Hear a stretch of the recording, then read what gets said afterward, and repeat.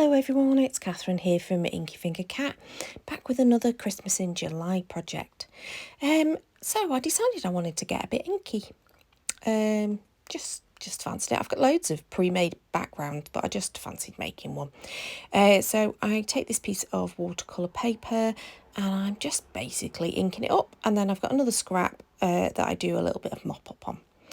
Chose a few different colours of distress inks, and I am literally just splodging and getting inky and just playing really.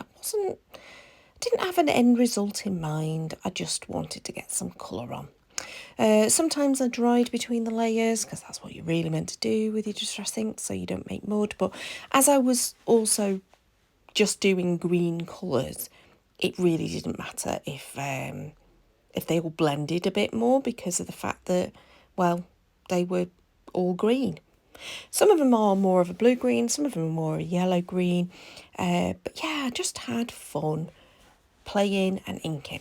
Now, when I did all of this, it was quite late at night one evening, and then I just set it aside to dry. So the making up of the card came on a completely different day. So for the eagle-eyed amongst you, you might spot that there might be a change in watch strap. That's what happens when it's a few days later, and for various reasons I have changed the watch strap on my Fitbit. So here I am. This is the day where I actually make them into cards. So I grabbed these stamps that are all like little foliage stamps from this stamp set, which is called Berry Merry. It's one that I bought secondhand off someone with a couple of the stamps already missing. I don't use it very often, and I just thought, right, I'm going to get this used, see whether I really want to keep this or not. I think it's a cute set, but I don't know if it's one that I'm going to grab that often. Yeah, we'll see. It's not gone into the sale pile just yet, but it may well do. I mean, I bought it secondhand. The stamp's missing. It's not going to get sold for huge amounts of money, so I might keep hold of it just a little bit longer, see if I can get a couple more uses out of it. Anyway, I am just taking lots of different distress inks this time and just stamping them in little clusters all around. What's really strange is you can barely see them on the finished article because of what I end up then doing with this panel. But at this point I'm like, oh, I really like that. So I chop it up into 2 panels because I realised, yeah, I can definitely get 2 card fronts out of this. And then I immediately shove it into an embossing folder.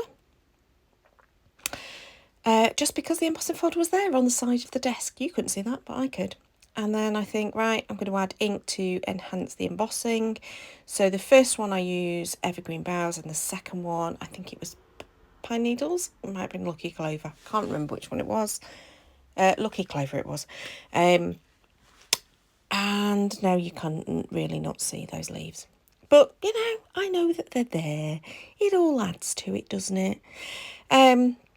So it takes a bit of clearing up, but also you've spotted that I did bring in the heat tool to try and dry the ink a bit, but then I also left these to one side for quite some time with all me cleaning up, faffing around, etc., deciding what to do with them before I touch them, because the Lucky Clover in particular was quite juicy ink.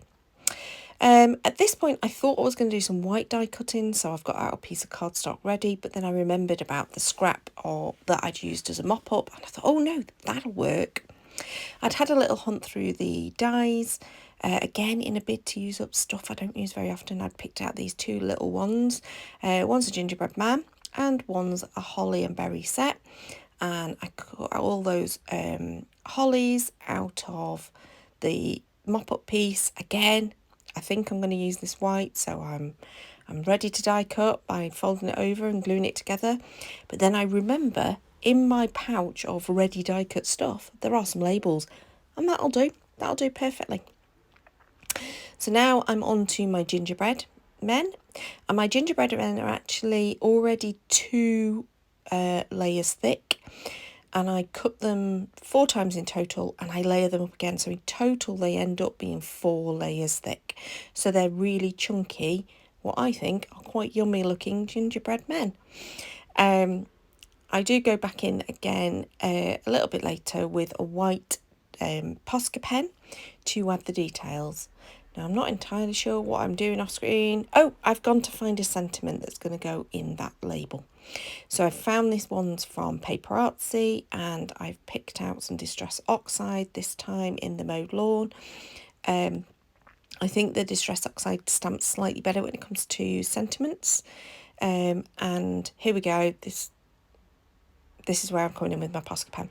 But yeah, so I've stamped my sentiment in that green, and now I'm just adding those little details that, to be honest, they do die cut out of the die, but I would have needed to run them through the die cutting machine a few times for that to work. And now I just want to bring in a little bit of extra colour. I'm not going to bring it in for the berries for the holly, which was what I'd originally thought, but instead I decide just a scrap of this ribbon will work perfectly to just add a little bit of extra colour, a little pop of colour, but it still works with that brown gingerbread man.